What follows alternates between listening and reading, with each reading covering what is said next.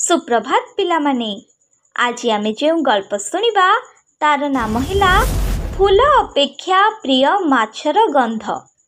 रास्ता रे जाऊ जाऊ राति हेबारु ओ आकाश रे बादल एवं तोफान पवन देखी जड़े पथिक आश्रय नेला एक माली घरे।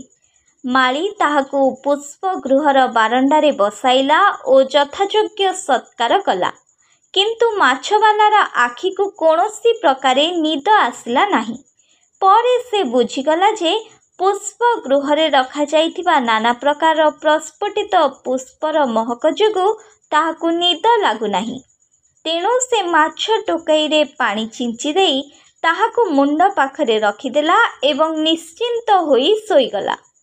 एमिति माछवाला परी विषयासक्त और मायाबद्ध मनुष्य को संसार पचरा दुर्गंध व्यतीत अन्य किछि भल लागे नहीं। बासन को नीति माटी रे माजिबा को हुए, पानी रे धोइबा को हुए, एपरी न कले ताहा कला पड़ी जाए।